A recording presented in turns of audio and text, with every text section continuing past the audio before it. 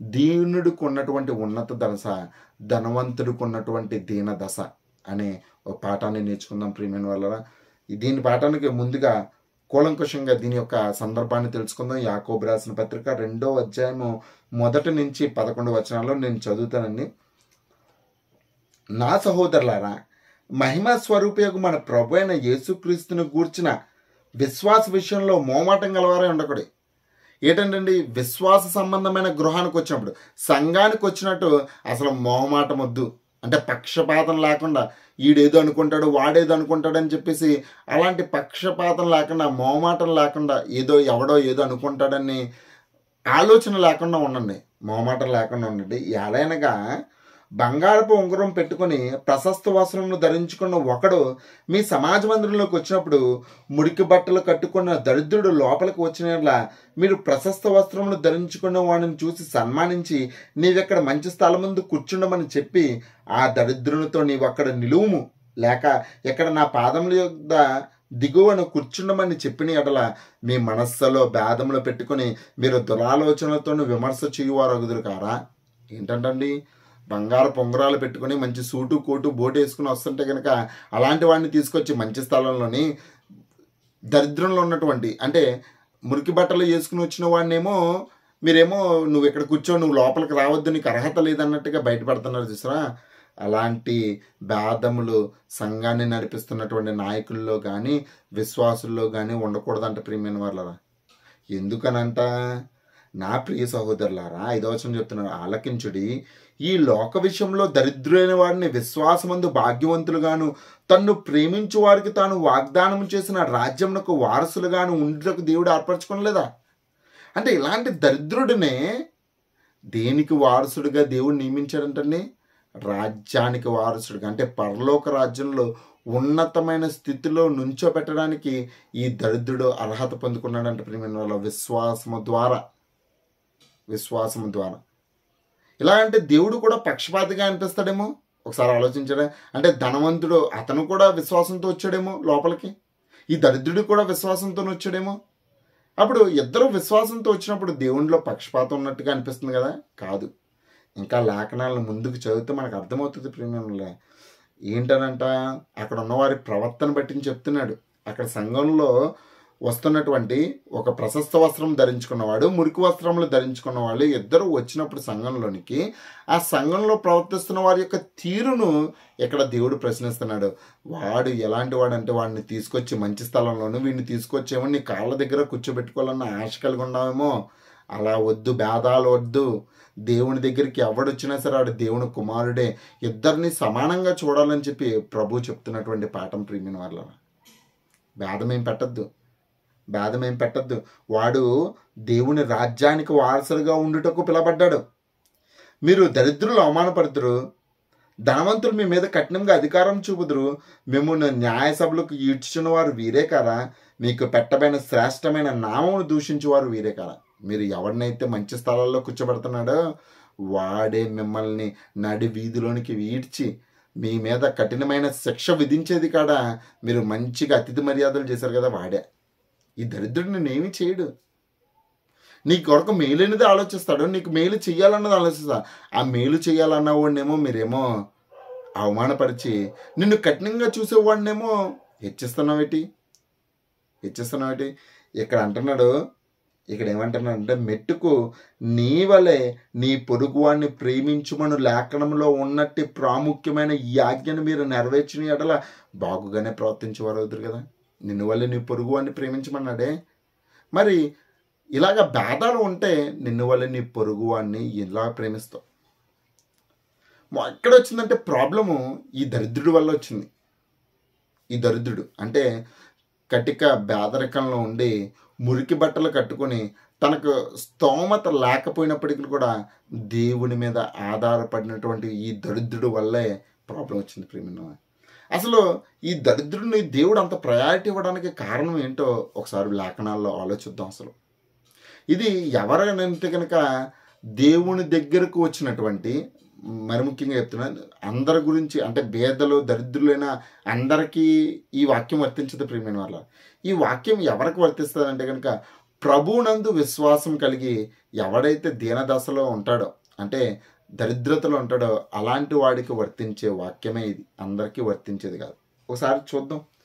ఇదే యాకోబు రాసిన పత్రిక 1వ అధ్యాయం 9వ వచనంలో చెప్తున్నాడు మాట ప్రియమైనవాడా, దీనుడైన సహోదరుడు తనకు కలిగిన ఉన్నత దశ యందు అతిశయింపవలెను.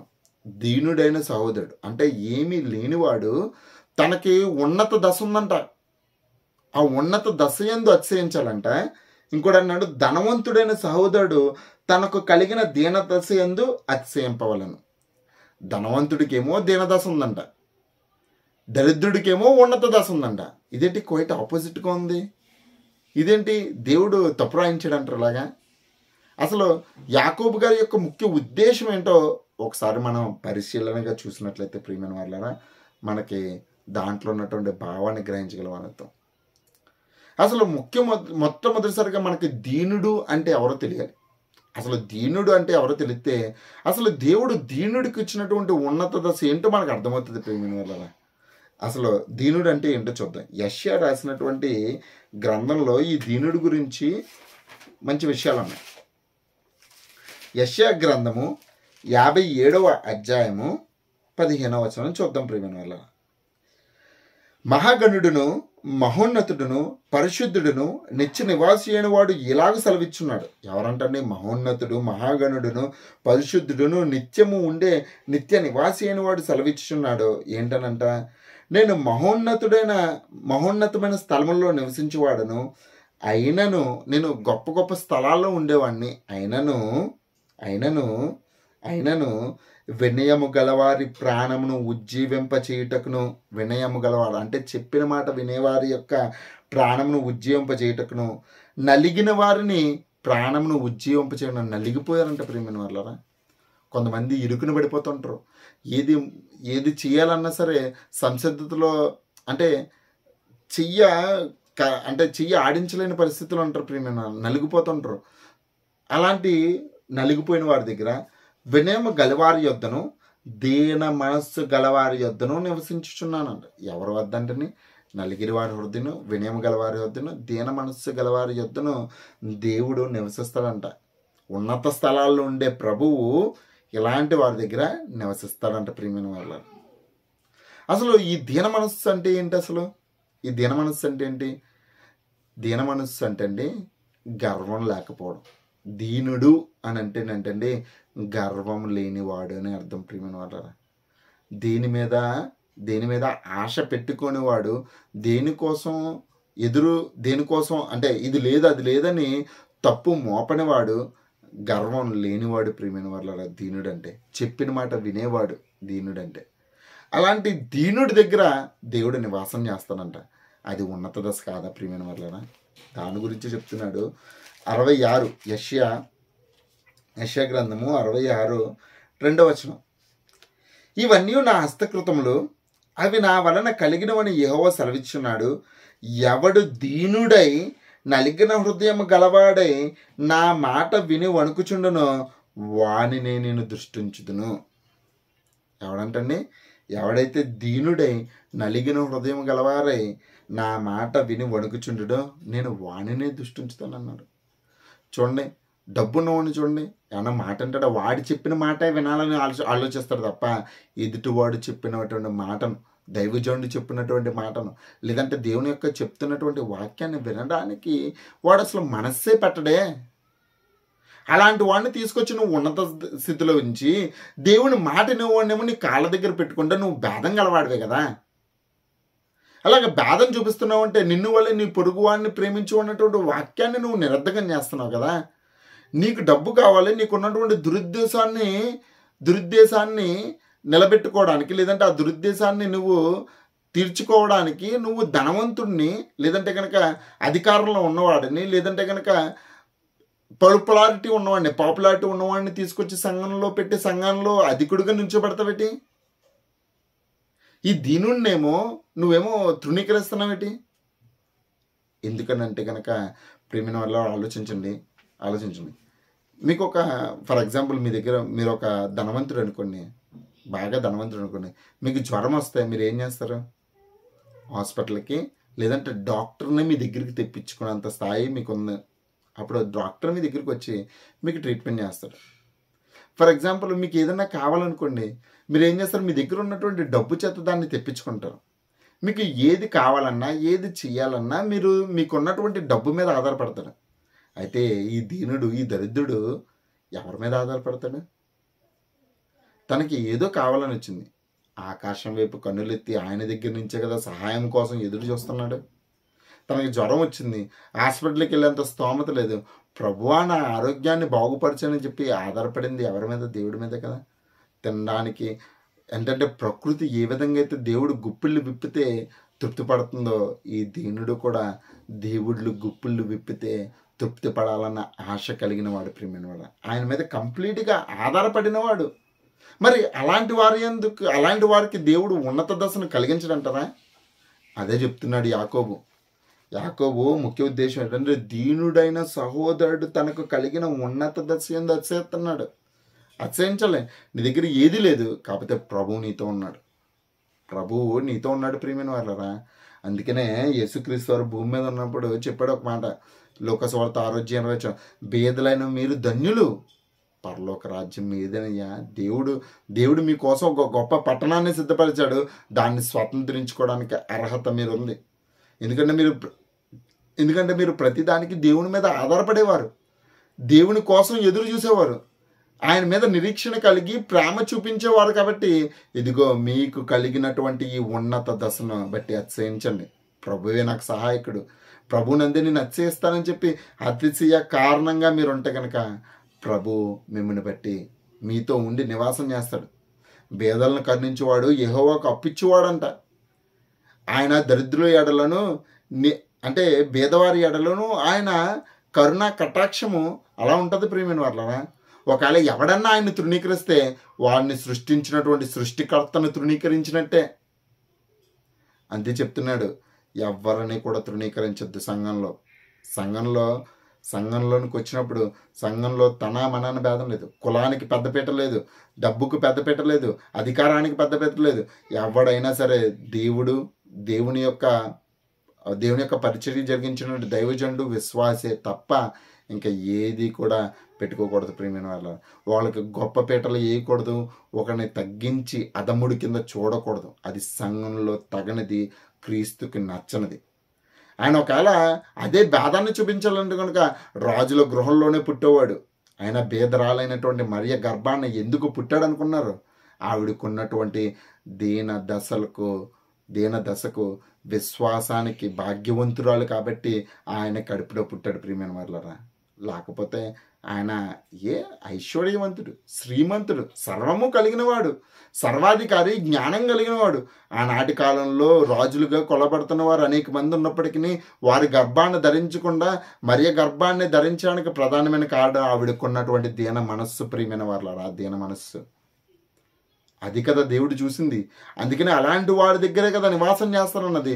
మహోన్నతుడును, మహాగణుడును, సర్వోన్నతుడు, పరిశుద్ధుడు, నిత్య నివాసి అయిన వాడు చెప్పుచున్నది ఏమనగా వాడు వినయము గలవారి వద్దను, దీన మనస్సు గలవారి వద్దను ఆయన నివాసం చేస్తాడని మనం చదువుకున్నాం కదా ప్రియమైన వాళ్ళరా. అదే అర్హత దేవుడు ఉండడానికి. ఆ అర్హత దీన దశలో ఉన్నటువంటి వాడికి వచ్చింది. చాలామంది దేని బట్టి అతిశయిస్తారంటే ఇర్మియా గ్రంథంలో చెప్తున్నాడు ప్రియమైన వాళ్ళు.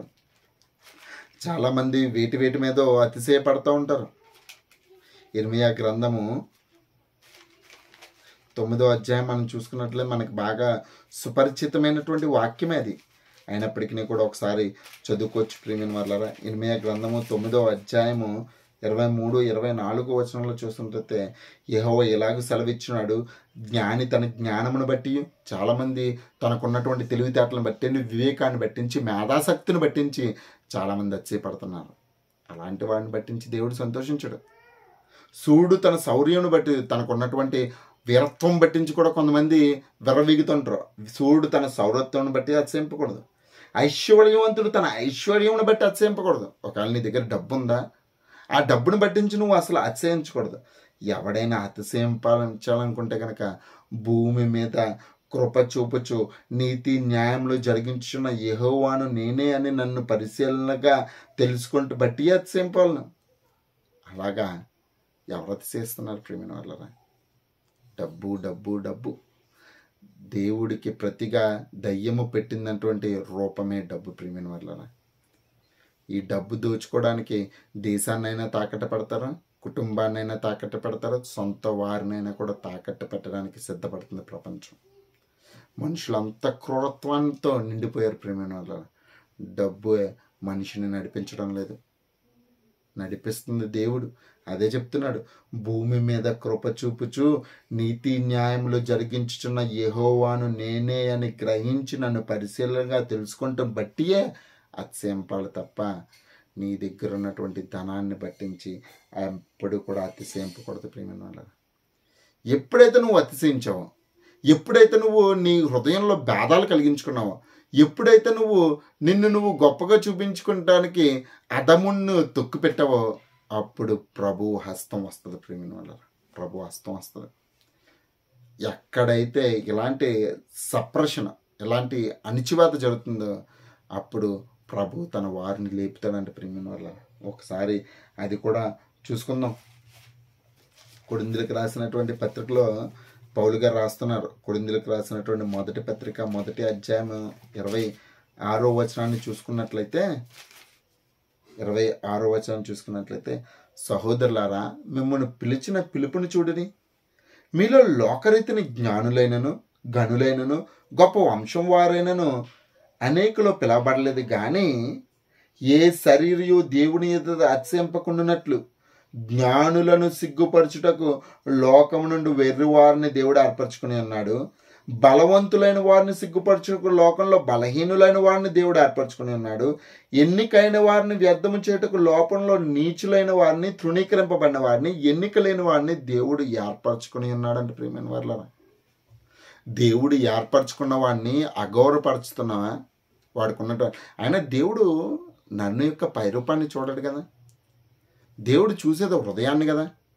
అది కూడా మర్చిపోయి తృణీకరిస్తున్నావు ఎందుకు ఎదుటివాడిని? అసలు ఎదుటివాడిని చూసి వ్యర్థుడా అని అనద్దన్నాడు కదా. అలాంటిది సంఘంలో ఈ భేదాలు అవసరం అంటారా? చాలామంది చూడండి, కులాన్ని బట్టించి కూడా సంఘాన్ని పెట్టుకున్నారు. ఏంటంటండి, దేన్ని బట్టించి వాళ్ళ యొక్క అతిశయము? కులం బట్టించి అతిశయమా? అసలు దేన్ని బట్టించి అతిశయించద్దు అన్నాడు కదా. ఇదిగో మాదిగ సంఘం, మాల సంఘం, రెడ్డి సంఘం, చౌదరి సంఘం, ఇలాగ కాపు సంఘం, ఇలాగ సంఘాలను, కులాల పేరట సంఘాలను ఏర్పాటు చేసుకున్నటువంటి రోజుల్లో ఉన్నాం. ప్రియమైన వాళ్ళ ఇది దేవుని యొక్క వాక్యానికి పూర్తిగా విరుద్ధము, దేవుని యొక్క చిత్తము కానే కాదు. ఎందుకంటే దేవుడు అందరినీ ఒకే రకంగా చూస్తున్నాడు. ఆయన మంచివారి మీదను చెడ్డవారి మీద తన సూర్యుని ఉదయింపు చేసి నీతిమంతుల మీద అనితిమంతుల మీద తన వర్షాన్ని కురిపిస్తున్నాడు అని అంటే కనుక, నువ్వు కులానికి ప్రాధాన్యత ఇస్తున్నావు అంటే కనుక, నువ్వు దాన్ని బట్టించి అతిశయిస్తున్నావు అంటే కనుక దేవుని చిత్తంలో లేవు. దేవుడు చెప్పిన దాన్ని తృణీకరిస్తున్నావు. నీకు వినయం అనేది లేదు. ప్రియమైన వాళ్ళ దేవుడు ఎలాంటి వారి మధ్య అసలు ఉండడు. అసలు కులాలను ప్రస్తావన క్రీస్తులోనికి రాకూడదు. క్రీస్తులోనికి వచ్చేది రెండు. తను నమ్ముకున్నటువంటి బిడ్డలు, నీతిమంతులు, పరిశుద్ధులు, ఏర్పరచబడిన వాడు, రాజులైన యాజక సమూహం, అది ఎవడైనా అవడం అండి. లేదే రెండోది అపవాది సంబంధులు. వాళ్ళని అగ్నిలోంచి లాగినట్లు లాగడానికే నిన్ను యాజకుడిగా చేశాడు. వాళ్ళని రక్షించడానికే నిన్ను రాజుగా నియమించాడు. ప్రియమైన వాళ్ళ వారిని కూడా నీ పక్షంగా చేర్చుకోవాలి తప్ప తారతమ్యాలు అసలు చూపించకూడదు. ప్రియమైన వాళ్ళ దీనదశ నీకు తీసుకొచ్చేది ఉన్నత దశ. ప్రియమైన వాళ్ళ ప్రభువు వచ్చినప్పుడు మీకు కలిగే ఆ యొక్క మహిమ, దేవుని రాజ్య వారసులుగా తీర్చే మహిమ ఎవరికి ఇస్తున్నాడంటే మనకే ఇస్తున్నాడు. ప్రియమైన వాళ్ళరా, మనకే ఇస్తున్నాడు. దేని యందు కూడా అసలు అతిశయించడానికి తగదు. అతిశయిస్తే ప్రభువు నందు మాత్రం అతిశయించాలి. కృప చూపిస్తూ మనల్ని నడిపిస్తున్నటువంటి ప్రభువు మీదే మనం ఆధారపడి మన యొక్క నిరీక్షణ పెట్టుకుని ఉండాలి తప్ప దేని మీద మనము ఆధారపడకూడదు. ప్రియమైన వాళ్ళరా, అదే హన్నా కూడా చెప్తుంది. ఆయన ఎలాంటి వాడు అనుకున్నారు? ప్రభువు ఎలాంటి వాడు హన్నా చెప్తుంది. ప్రియమైన వాళ్ళ 1 సమూయేలు గ్రంథంలోనికి వెళ్తే, 1 సమూయేలు గ్రంథము 2వ అధ్యాయానికి మనం వెళ్తే ప్రియమైన వాళ్ళ అక్కడ హన్నా చెప్తున్నటువంటి మాట మనందరికీ కూడా కనువిప్పు కావాలి. నీకు ఇప్పుడు ఏదో లేదని బాధపడకు. దేవుడు ఇవ్వాలనుకుంటే ఇదిగో వాణ్ణి సిగ్గుపరచడానికి నిన్ను లేవనెత్తుతాడు. జ్ఞానిని సిగ్గుపరచడానికి నిన్ను లేపుతాడు. ఐశ్వర్యవంతుడిని సిగ్గుపరచడానికి నిన్ను లేపుతాడు. లేదంటే కనుక వాడికి ఏదో ఉన్నటువంటి అధికారాన్ని చూసి వాడు విర్రవీగుతుంటే వాడిని దగ్గర నుంచి లేపడానికి నిన్ను లేపుతాడు ప్రియమైన వాళ్ళు. ఎందుకనంటే కనుక అది ఆయన చిత్తం.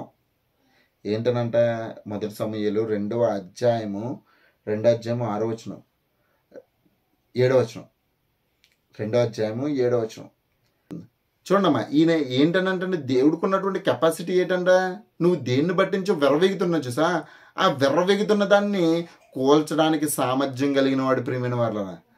దరిద్రులను దారిద్ర్యమును ఐశ్వర్యమును కలగజేయవాడు ఆయన. నీ దగ్గర ఉన్నటువంటి దాన్ని అంతటిని కూడా బట్టించి నువ్వు అచ్చేస్తున్నామో ఒక్కసారి కూడా తీసేయగల కెపాసిటీ కలిగిన వాడు. ఒకే ఒక్క దెబ్బతో తీసేస్తాడు. నిన్నన్నా తీసేస్తాడు, నీకు ఉన్నటువంటి ఐశ్వర్యానన్నా తీసేస్తాడు. అంత కెపాసిటీ కలిగిన వాడు. కృంగజేయువాడును లేవనెత్తువాడు కూడా ఆయనే. ఇంకా చెప్తున్నాడు, దరిద్రుల అధికారంలో కూర్చుండబెట్టుటకును మహిమగల సింహాసనమును స్వతంత్రింపజేయుటకును వారిని మంటిలో నుండి ఎత్తువాడును ఆయనే, లేమి గలవారిని పెంట కుప్ప మీద నుండి లేవనెత్తువాడును ఆయనే. అన్నిట్లకి ఆయనే ఆధారం ప్రియమైన వాళ్ళరా. ఆయన్ని పక్కన పెడితే కనుక ఏది ఉండదు. అదే చెప్తున్నాడు యాకోబు రాసినటువంటి పత్రికలో. యాకోబు చెప్తున్నటువంటి అదంతా కూడా అదే ప్రియమైన వాళ్ళరా. ఒకసారి చూద్దాం. అది యాకోబు రాసినటువంటి పత్రిక మొదటి అధ్యాయము 9వ వచనం. దీనుడైన సహోదరుడు తనకు కలిగి ఉన్న ఉన్నత దశ యందు అతిశయింపవలను, ధనవంతుడైన సహోదరుడు తనకు కలిగిన దీన దశ యందు అతిశయింపవలను.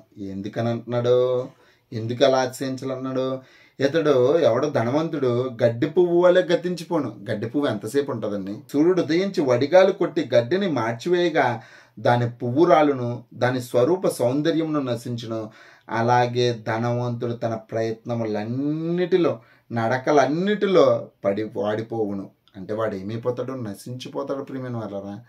మీరు నశించిపోయేవాడిని ఆదర్శంగా తీసుకొని, నేను అంబానీ అవ్వాలనుకుంటున్నాను, నేను అదానీ అవ్వాలనుకుంటున్నాను, నేను ఆదిత్య బిర్లా అవ్వాలనుకుంటున్నాను అని చెప్పి వీళ్ళని మీరు ఆదర్శంగా తీసుకుంటారేంటి? వీది పడిపోయేది. వీటి యొక్క వైభవము, వీటి యొక్క దశ, వీటి యొక్క చరిత్ర ఎంతో కాలం నిలిచేది కాదు ప్రియమైన వాళ్ళరా. కిందటిసారి అదానీ గారు ప్రపంచ కుబేర్ల లిస్టులో మొదటి 3 స్థానాల్లో ఉన్నారు. ఇప్పుడు లేడు.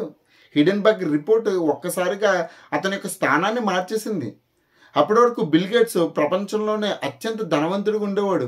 ఇప్పుడు ఎలన్ మస్క్ రాగానే ఏమైందంటే అతను దిగజారిపోయాడు. అంటే నీకున్నది కొంతసేపు కనిపించి కొంతసేపు మాయవేరైపోతుంది. వడిగాలి కొట్టగానే ఒక్క దెబ్బ కొట్టగానే నీకున్నదంతా పోతుంది. పోయేదాన్ని ఆదర్శంగా తీసుకుంటారా? అందుకనే యేసుక్రీస్తు వారు కూడా చెప్తున్నాడు, ధనవంతుడు పరలోక రాజ్యంలో ప్రవేశించుట దుర్లభమని.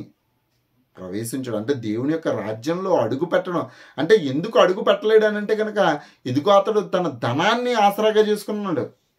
ప్రతి దానికి ధనాన్ని పట్టించి ఏది కావాలన్నా డబ్బు ఇసిరేస్తాను, ఎవడైనా నా మాట వినాలి, పోలీసులను కొనేస్తాను, న్యాయాన్ని కొనేస్తాను, రాజ్యాలను కొనేస్తాను అని చెప్పి విర్రవీగితే కనుక ధనాన్ని ఆధారం చేసుకున్నవాడు బాగుపడ్డట్టు చరిత్రలోనే లేదు ప్రియమైన వాళ్ళ.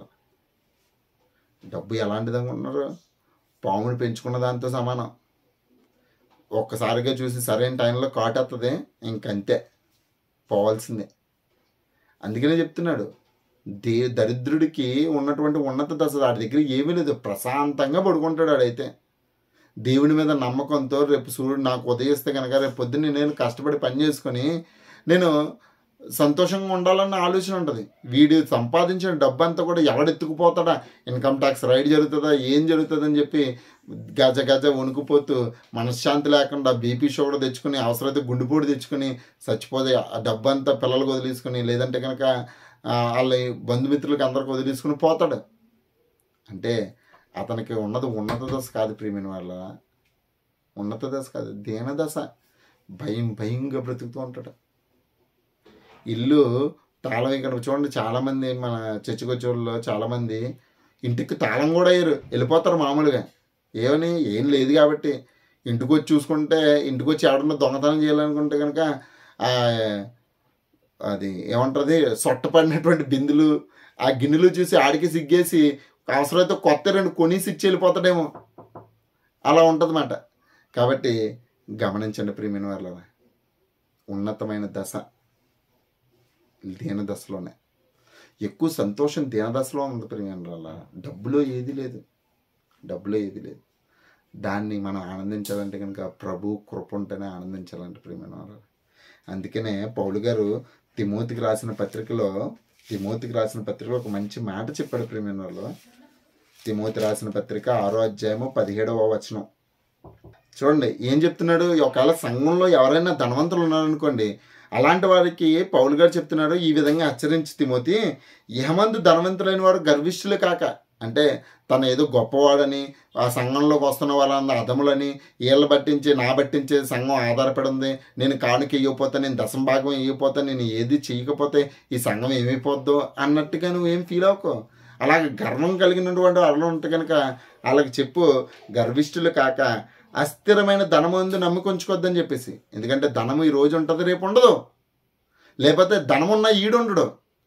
కాబట్టి అస్థిరమైన ధనమందు నమ్ముకొంచుగా సుఖముగా అనుభవించుటకు సమస్తమును మనకు ధారాళముగా దయచేయి దేవుని అందే నమ్ముకొంచాలి. నువ్వు ఏ స్థితిలో ఉన్నా దేవుని విడిచిపెట్టకూడదు ప్రియమైన వాళ్ళ, దేవుని విడిచిపెట్టకూడదు. వారు వాస్తవమైన జీవనం సంపాదించుకునే నిమిత్తము, ఎవరంటండి ధనవంతులు?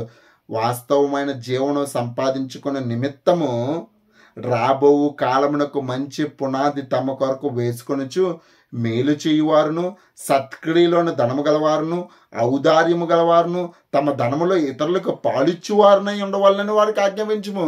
ఇదే డబ్బు ఉంది కదా అని చెప్పేసి నువ్వు ఇష్టాసారంగా వాళ్ళు ఏది పడితే వాళ్ళు వారి అన్న మాటలు పడాల్సినటువంటి స్థితిలో వెళ్ళకు.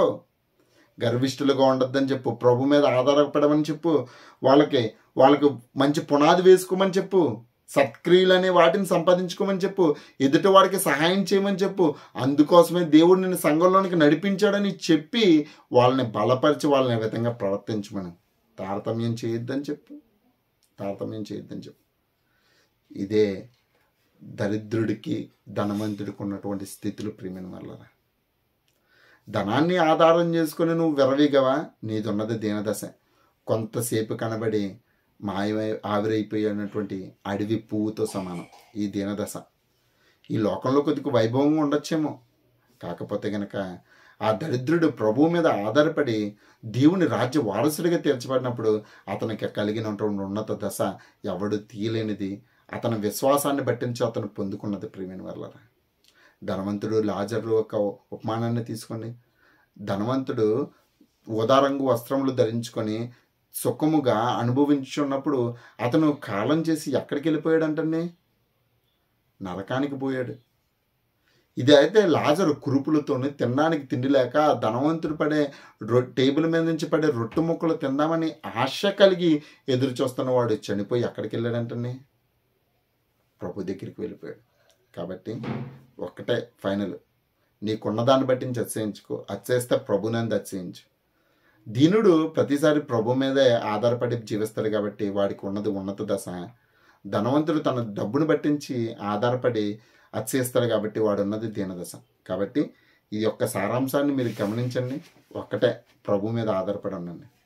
అది ఏ స్థితి అయినా, ఉన్నత స్థితి అయినా, లేని స్థితి అయినా, ఏ స్థితి అయినా సరే ప్రభువుని ఆధారం చేసుకొని నీకున్న దాంట్లో సత్క్రియలు అనే దాన్ని చేసుకొని ఈ భూమిని విడిచి వెళ్ళిపో. అదే ఉన్నత దశ, అది ఎవరికైనా సరే. కాబట్టి మనం అందరం కూడా ఇట్టి ఆలోచన కలిగి ఇట్టి విధంగా మీరు అందరూ కూడా ప్రవర్తిస్తారని ఆశిస్తూ ఈ నా మాటల్ని ముగిస్తున్నాను. చిన్న ప్రార్థన చేసుకొచ్చాను. మనం మిక్కిలిగా ప్రేమించిన మా ప్రియ పరలోక కన్న తండ్రి, నీ పరిశుద్ధమైన నామానికి వేలాది వందనాలు తండ్రి. మీరు అనుగ్రహించినటువంటి మాటలు బట్టి ప్రత్యేకమైన వందనాలు తండ్రి. ఎంతోమందికి లేనటువంటి ధన్యత తండ్రి. చక్కని మాటలతో మమ్మల్ని తృప్తిపరుస్తున్నారు తండ్రి.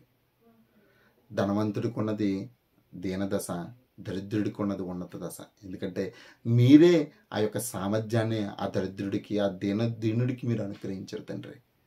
మేము దీనులమే తండ్రి. మమ్మల్ని కూడా ఆదరించమని వేడుకొంచున్నాం తండ్రి. నీ రాజ్య వారసులుగా మమ్మల్ని చేర్చుకోమని మిమ్మల్ని వేడుకొంచున్నాం తండ్రి. తండ్రి, మాకు ఆధారము, మాకు జ్ఞానం లేదు తండ్రి, ధనము లేదు, ఏది లేదు తండ్రి. ఆధారం మీరే తండ్రి. కాబట్టి మీ సన్నిధికే మేము ప్రతిరోజు వస్తున్నాం, ప్రతి నిత్యము వస్తున్నాం తండ్రి. నీ మాటల ద్వారా మీరు మమ్మల్ని బలపరుస్తున్నందుకు వందనాలు తండ్రి. తండ్రి మా ప్రియులకి ఎవరికైనా అనారోగ్యం ఉంటే వారికి మంచి ఆరోగ్యం అనుగ్రహించండి. ఆర్థిక లేములు ఉంటే లేవనెత్తండి. వారు ఆ ఆర్థిక లేమిని నీ ద్వారా తీర్చుకోగల సామర్థ్యాన్ని వారికి అనుగ్రహించమని వేడుకొంచున్నాను తండ్రి. తండ్రి, ఎవరైతే తండ్రి కుటుంబ సమస్యల్లో ఉన్నారో తండ్రి, ఆ కుటుంబ సమస్యలను మీరే తీర్చమని వేడుకొంచున్నాను తండ్రి. అందరినీ కూడా దీవించి ఆశీర్వదించమని, ఈ చిన్న ప్రార్థన పాద సన్నిధి చేర్చుకోమని క్రీస్తు దేవుని నామములో అడుగుచున్నాను తండ్రి. ఆమేన్. మనందరికన్నా తండ్రి అయినటువంటి దేవుని యొక్క ప్రేమయు, మన ప్రభుడు రక్షకుడైనటువంటి యేసుక్రీస్తు వారి యొక్క కృపయు, పరిశుద్ధ ఆత్మని యొక్క అన్యోన్య సహవాసము మనకును అందరికను సదాకాలం తోడి నడిపించును గాక. ఆమేన్.